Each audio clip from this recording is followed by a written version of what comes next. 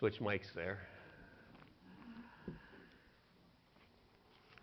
I knew I was forgetting an announcement, and I remembered what it was. I almost stopped that last song just so I wouldn't forget it again. In a few weeks, we haven't really set the date yet, but it could happen anytime.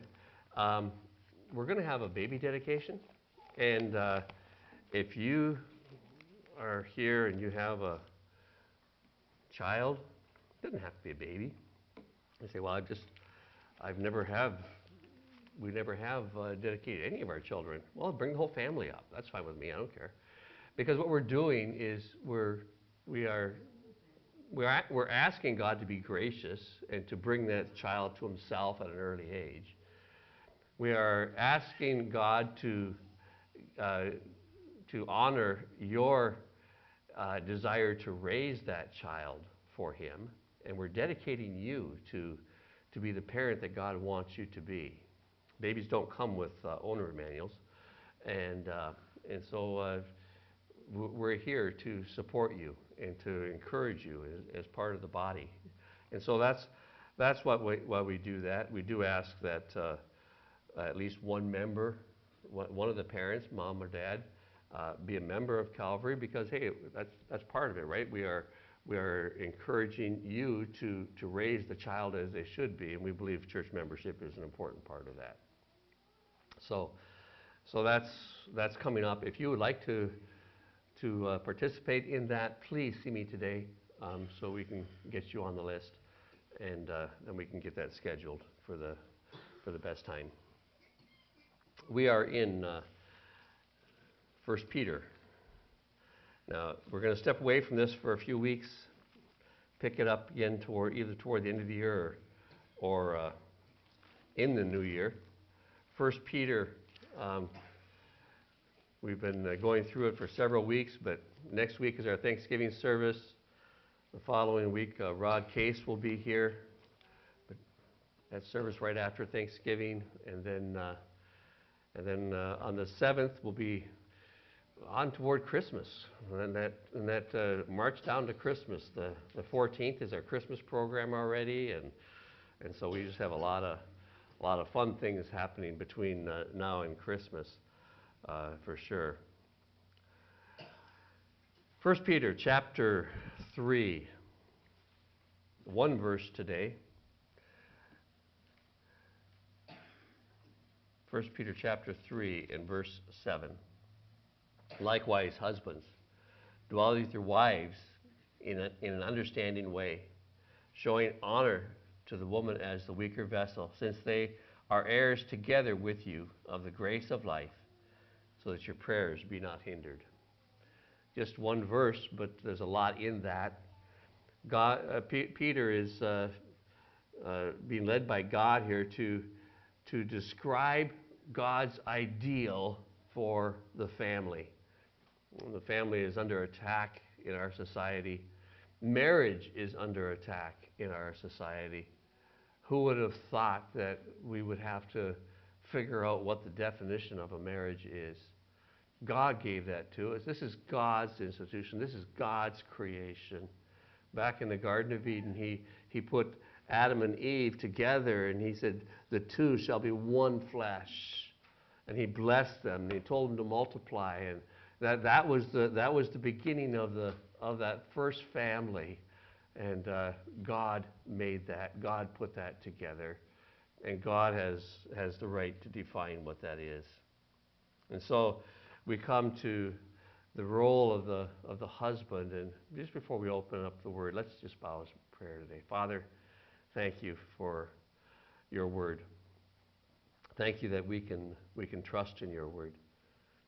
Thank you that even though sometimes we see our own failures when we look at your word, that you are gracious, you're merciful, and you pick us up where we fall, and you give us strength. And I pray you do that today. Guide our thoughts as we look in your word, we ask in your name. Amen. Well, we're finally, the next verse starts off with that word finally. Well, get through this verse, and then finally we'll start in January with with that whole concept of unity of the body and how we work together in the body. But for now, we're going to finish up with how you work together in the family. We looked last week at the responsibilities and role of the wife in the marriage. And although Peter spent a lot of time with that, 6 verses compared with 1 for the husband, it doesn't mean that they needed more instruction. I think probably is because of the way that Christianity has always elevated women in the society, and in the society which Peter wrote to this was a new concept for them. This was a new concept that God has created us equal, that God has created us as and put them in husband and wife together in a partnership, co-equals, and said this is kind of like God. This is how God relates to himself. This is how God relates, the Father to the Son, and the Son to the Spirit. And we have this relationship in the oneness of God. There is this unity. And when God said the two shall be one, he was talking about Adam and Eve. And again, that unity from diversity is an incredible thing. And so Peter starts off with this concept of likewise. Just look what's come before. Look at the unity of God. Look at how God has submission within the Godhead. Look at how the wife is to be a mirror of Christ to the Father. And now husbands, you are to be the mirror of Christ's love to the church. And how Christ reacts to the church. You're supposed to reflect that. Make it look like you understand how Christ acts in regard to the church. Well, there's the two things that pop out. Both start with L. To love and to lead, aren't they? Those are if you wrapped up this whole verse in those two concepts, you'd get that figured out. But there's a lot in this verse, and so let's unpack it a little bit at a time. We went to Ephesians chapter 5 last week, and certainly Ephesians chapter 5 and Colossians, there's verses there, there's passages there which, and in 1 Corinthians, which are sister passages, parallel passages to these verses here. Ephesians chapter 5, verse 25, Paul says to the church there, husbands, love your wives as Christ loved the church. Just like Christ loved the church. Make sure that you understand what that means. And we looked last week at that whole concept of numerous times in that passage of chapter 5, Paul refers to, it's just like Christ. It's just like Christ. This is a mirror of Christ. This is a simile. This is a metaphor. This is exactly what Christ does. And he gets down to the end there and he says, in case you missed it, I'm not talking primarily about marriage. I'm talking about this is how Christ relates to the church. And so God, in his infinite wisdom, has designed the family to mirror spiritual realities and Christ's relationship to his body, the church. So he starts off, he says, husbands, live with your wives in an understanding way. There's the concept is to make yourself at home with them. Obviously, there is a love relationship there. And in Ephesians 5, Paul emphasizes that concept of love. He emphasizes that concept of love with an agape love, with a God-like love. Let's go to 1 Corinthians 13. 1 Corinthians 13. Just look at a few of these verses. This is the definition of what that love is like. What does it look like? 1 Corinthians 13, verse 4. Love is patient and kind. Wow, kind. Love does not envy or boast. It's not about you. You know, it's not about you. It's not arrogant. Yeah, that's a tough one, isn't it? It's not rude. It doesn't insist on its own way. This is my way. We're going to do it my way. No, that's not love. That's not love. It's not irritable or resentful. Oh, why did God put all these verses in here? I don't know. It does not rejoice at wrong. I told you not to do that. Yeah, I told you what would happen if you did that. But rejoices with the truth and encourages the truth and wants the truth to come out. Love bears all things. It carries burdens for the other. It shoulders the burden no matter how heavy the burden it is. And it believes all things. I don't immediately look for the negative. You know, why did you do that? It believes. I believe in you. It hopes all things. Well, I may think the worst, but I hope that's not true. I hope that no. And it looks forward to the improvement and the growing. And our husbands and wives, we are not perfect. Just in case you didn't know that, you're not. But the responsibility of both of us in this marriage relationship is to look for the other to improve, to grow. It endures all things. Oh man, I've seen some people have had to endure some tremendous burdens. Some imposed by the other person. Sometimes it's neither one of their fault, but it's just the way God has brought circumstances into the marriage, great things to endure. Illness and so on. Love never ends. It endures forever. It does not stop. This is not a feeling. This is not it's not even necessarily tied to the emotions. Emotions ought to follow this, but it's not emotional in its essence. Everything else is going to fail, but not love. And so Peter, as he's writing to husbands, and Paul, as he wrote to husbands, they have this underlying thought of let's start with this concept of love. Let's make sure that love is the centerpiece of who we are in our relationships. Notice how sacrificial that love is. It's willing to give of itself. Christ is willing to give of himself for the church. He doesn't demand anything from the church. Can you imagine if he did that? When we came to church, it was with fear and trembling. I wonder what Jesus is going to do today. Oh, well, sit up straight because because Jesus might be flying over top and just bonk you on the head. No, that's not our God. That's not how he acts with us. We come and we want to worship him. We want to praise his name, and he says this is how I want the family to look forward to being together, to look forward to encouraging and strengthening each other, and to give sacrificially for each other. It's unbreakable. We're glued together. When God said in the garden, he said, I want to make the man and the woman, they two shall become one flesh. How can you separate that which is one? How can you divide one? Do you get two halves?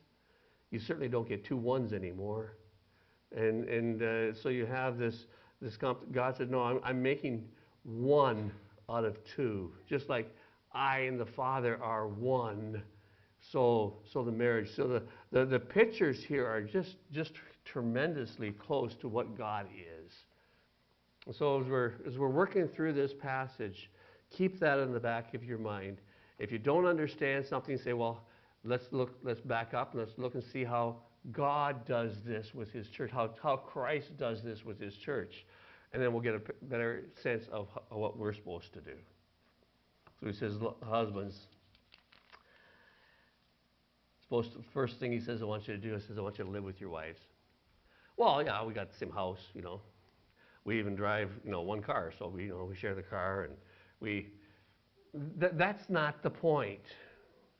The point is, it's to be at home with, to be comfortable with, to want to settle down with,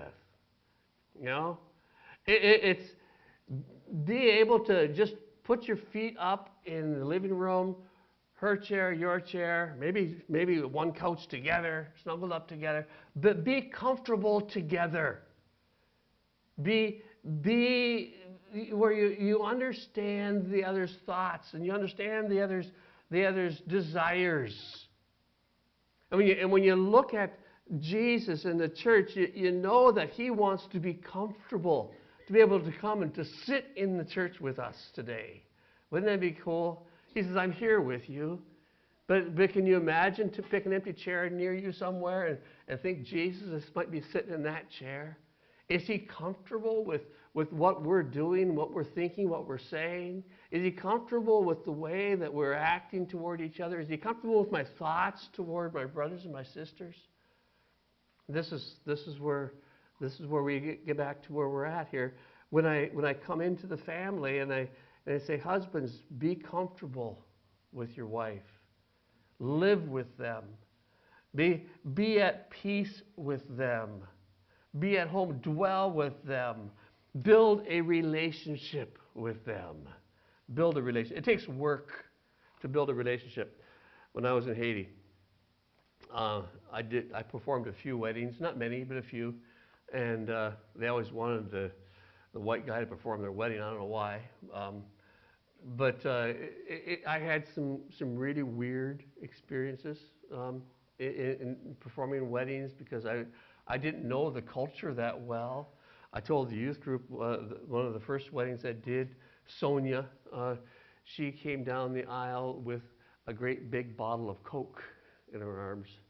The biggest bottle of Coke that she could buy. I don't know how many ounces it was. I think it was more than 32, but it was big. It was a big bottle of Coca-Cola, rather than a bouquet. And she waltzes in dancing with this big bottle of Coke. I'm thinking, okay, this is weird. This is weird. But the weirder thing that I found happened often in Haiti is they would get married, and then almost immediately, within a month or so, one of them would move to New York or to Miami. And I'm thinking, this is just not right. Well, we got married, and now one of us has to go earn money.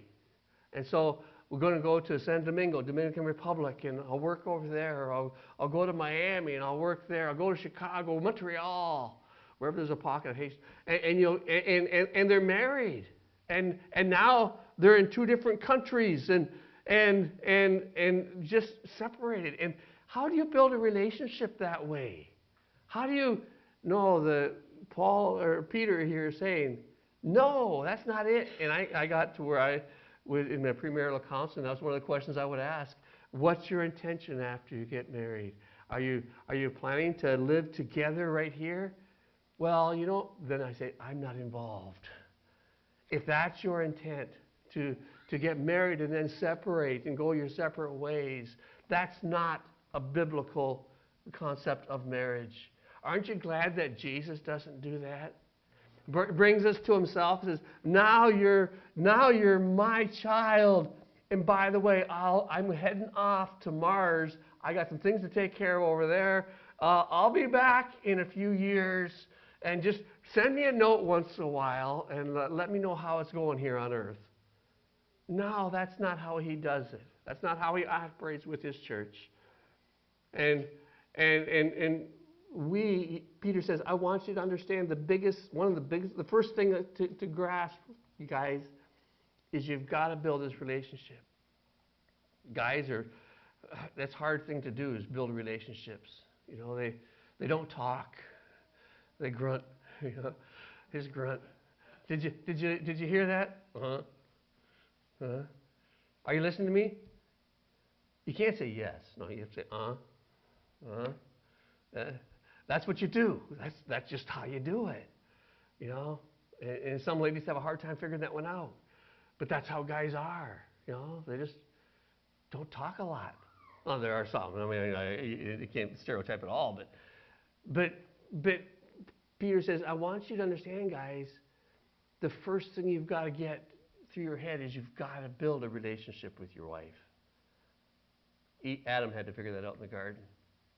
He had to walk with Eve and to talk with her and to listen to her, to look her in the eye. And then Peter says, likewise, husbands, live with your wives in a understanding way. Now, I still don't know what this word means, you know. Understand, I can't figure it out. Many times I'll sit and I'll listen to Teresa and she'll talk to me. And I'll say, now, back up to the first sentence because I didn't understand that. I didn't get it. I didn't get it. Be patient with me. I didn't understand. You know? Live with them in an understanding way. Learn about them. Learn to understand who that person is. You see, this is not in any way, shape, or form saying, my wife is somewhat inferior to, no, that's not it at all. That's not even close. That's completely 180 degrees out of. Husbands, God has created your wife in a wonderful way. It's going to take a lifetime of you figuring out who she is. But learn, understand, be considerate, be respectful. I have a book in my office, and no, I can't find it, but I know it's there. It's called Rekindled. It's a book that was written by a man that he had been a youth pastor, conference speaker, and sought after, and you know, kind of comical the way he would speak, and you know, everybody really enjoyed listening to him. And he'd make his points real. But one of the things that he was doing inadvertently, he didn't know it at the time, was probably at least half of his jokes or more were centered on his wife. You know, burn the toast, do this, do that. And everything that she did wrong, he would bring it out into public and to with comedy to criticize her. And she felt about that tall. And this went on and on and on. Until finally she said, I'm through. I have nothing left. I have no emotion left. And he had to stop and just say, whoa, what have I been doing? I have not been respecting my wife. I've been belittling her, even in public. And I thought it was fine, and I thought it was, no, husbands, respect your wife. Build them up. Make them sense their value and their worth. They need to know that. They need to know that you see them as very valuable and very, very worthy. Do it according to knowledge, the King James says. Understand who they are. I would not do this, but I might. Get all the guys to pull out one of those green pieces of paper in the pew there and give you a quiz, you know. This is a great sermon for the week when all the hunters are away hunting, by the way. You know, I did not plan this, but husbands or wives take notes, and you can give them to your husband when he gets home. I was thinking, you know, wouldn't it be cool just to take out a piece of paper and answer these questions, you know, without thinking about it, rapid fire. These are questions about what your wife likes. What's her favorite flower? Oh, what's her favorite color? Okay. What style of dress does she like to wear? You know, what music does she like to listen to? And you go on and you start naming all these things. What's the worst Christmas gift you ever gave her, and why? You know, because we don't think. We don't think. Think outside yourself for once, guys, and look at your wife and realize that she has value and worthy and needs to be built up. My worst Christmas gift? All right, it was a bathroom scales. Don't do that. I don't know why.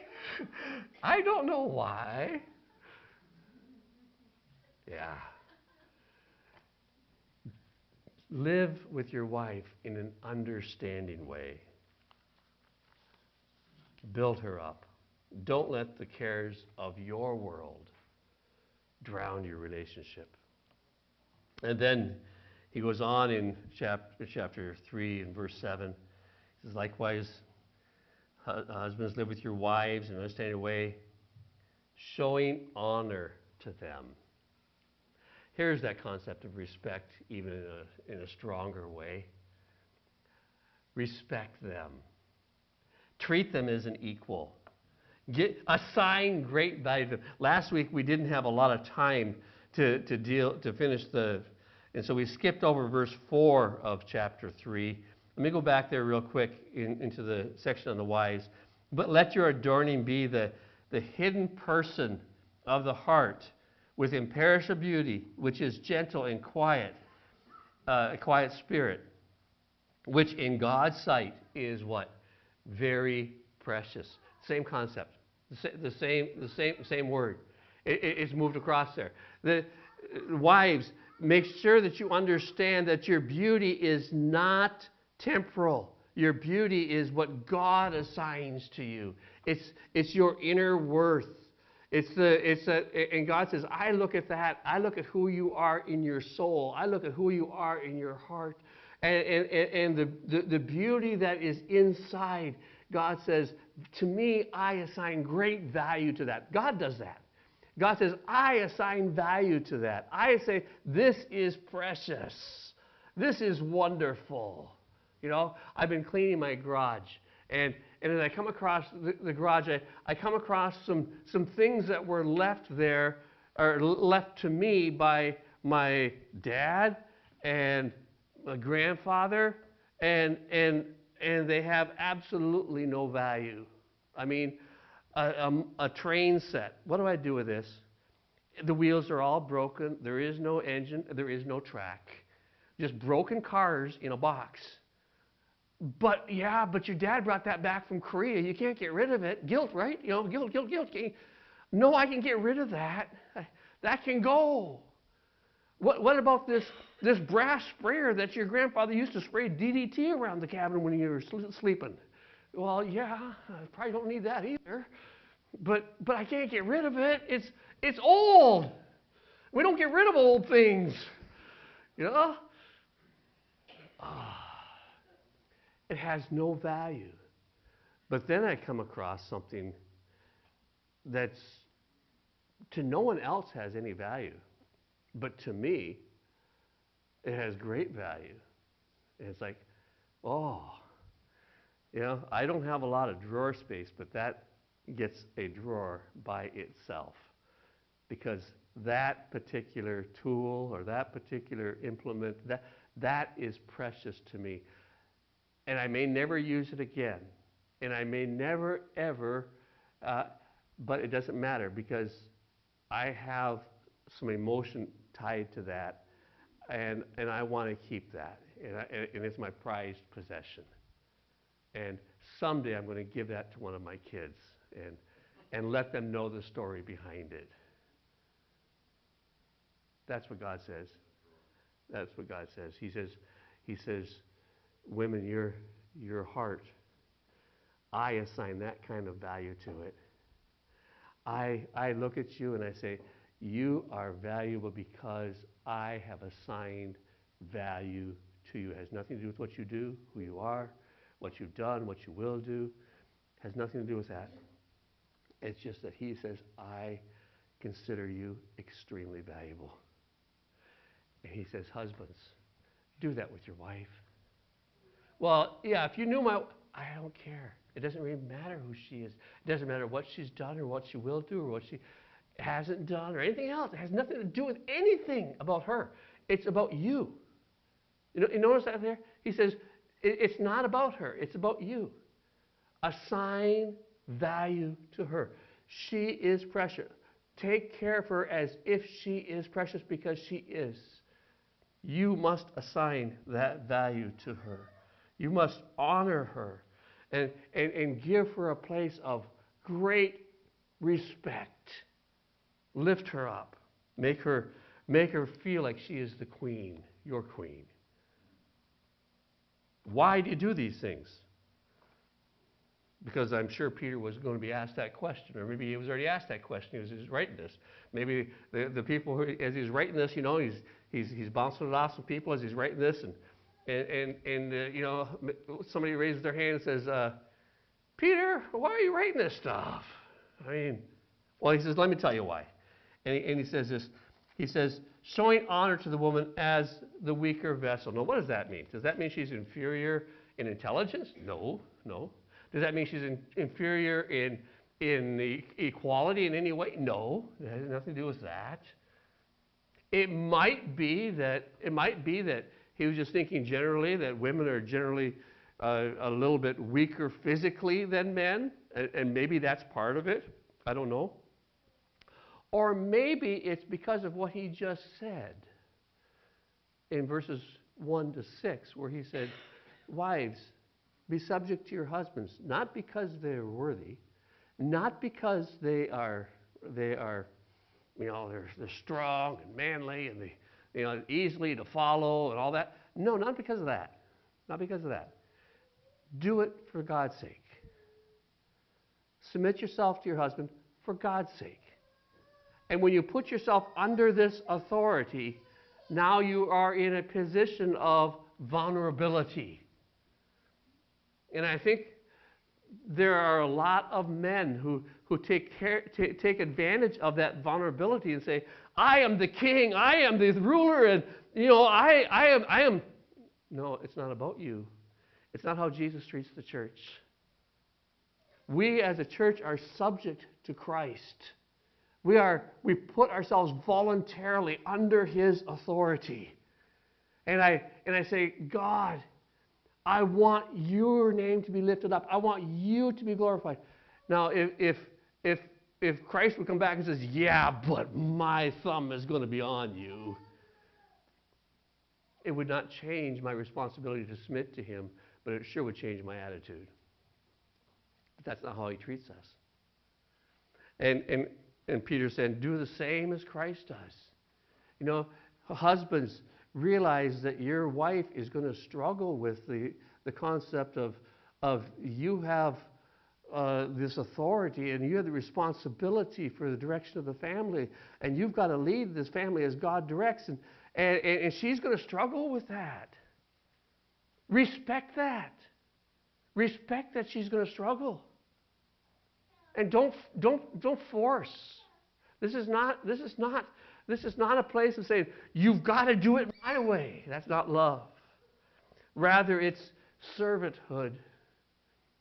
When Jesus talked with the disciples and he wanted to show them how to lead, and they come into the room and there is no servant to take care of washing their feet, and all of the disciples thought, I'm too important for this. And Jesus takes the basin of water, puts a towel over his shoulders, and goes around and washes each of their feet. And he comes to Peter, and Peter says, you're not going to wash my feet. He says, yes, I am. Yes, I am, Peter. And he washes Peter's feet. And he says, if you want to be great in God's kingdom, you've got to learn to be the servant. Jesus, the greatest in the kingdom of God, learned to be the servant of all. He came to serve, to do the will of his Father. Husbands, God's put you in the family to serve. Not to be served, but to serve. To demonstrate servant leadership. You know, when we look for elders in the church, when we look for a pastor in the church, we're looking for a servant leader. We're looking for someone who's willing to serve, not someone who wants to be up front and carry power. And no, that's not what God has in mind. God has in mind just to be the servant leader, to learn to lead by serving, by example. And so he says, husbands, treat them as the weaker vessel, since they are heirs with you. They are going to be walking in heaven with you. They're an equal partner. They're co-heirs. Both names are on the title. Both, your equal partnership. Each of you have 50% vote in this family, is what he's basically saying here. You're co-laborers. You're partners together. It isn't my way is the way it's going to be. No, it's our way. It's incredible when God put Adam and Eve together and he said, the two shall be one flesh. It's as if they are two people, but with one body, with one soul, with one will. And that's how we think of God. We think of God as being, he's a unity. And yet he presents himself in three persons. And yet it's the will of God. And yet Jesus says, I didn't come to do my will, but to do your will. And you get confused as to who is what. And I hope that's the way it is in your family. That you're so united in who you are as a husband and wife that you can't tell who made the decision because you work together on it. And you have this unity.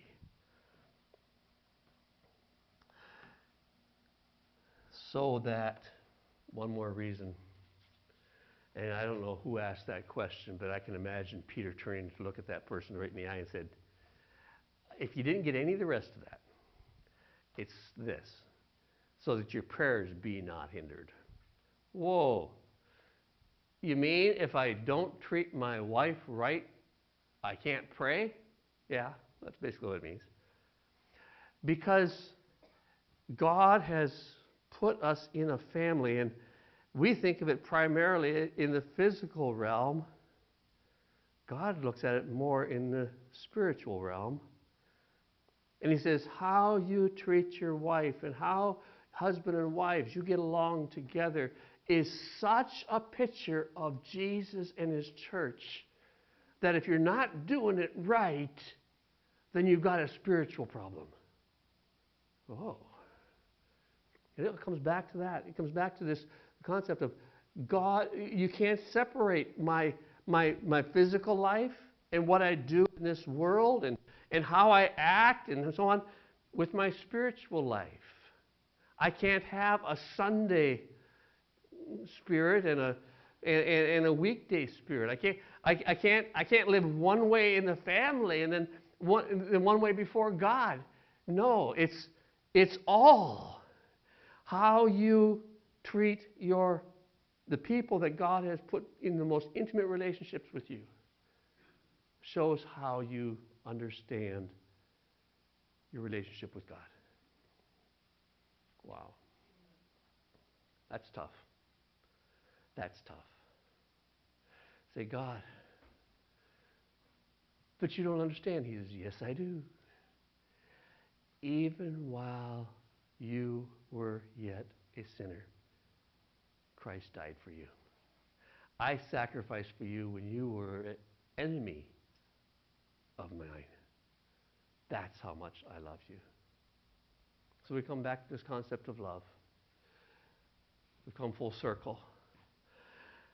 Wow, Peter, you really put it on there pretty heavy. He says, I know. But can you imagine what would happen in our church, in our society, if Christians would grasp these concepts and put them into practice in their families? You know, what a tremendous thing it would be. If sin did not rule in our relationships, don't let sin rule in your relationship. Take the principles of God and put them into practice in your life. Let's pray. Father, we look at the Word and we look at our lives, and sometimes we wonder if we're even on the same planet. And yet you've given us your Word not as a rule book, but as a reflection book. So we can reflect on who you are. We can reflect on who we are. We can reflect on what you've done for us and what you're doing in us. And I pray you take your Word and just apply it to our hearts today.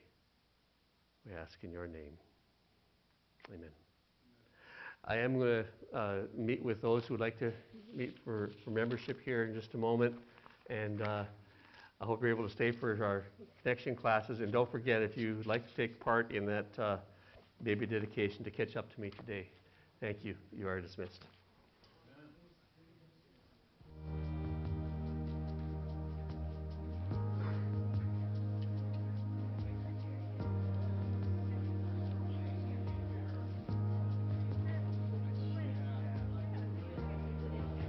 Worthy of every song we could ever sing, worthy of all the praise we could ever bring, worthy of every breath we could ever breathe. We live for you.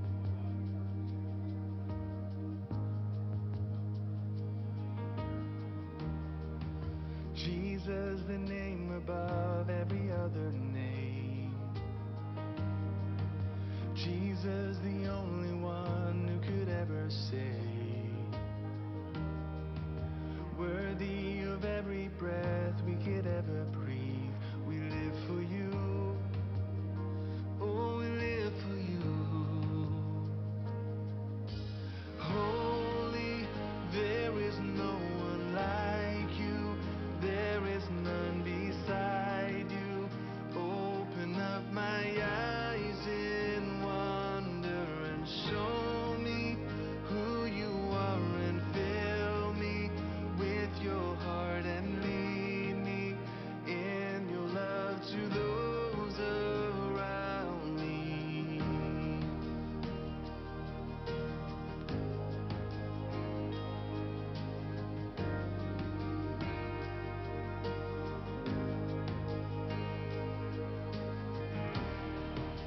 Worthy of every song we could ever sing,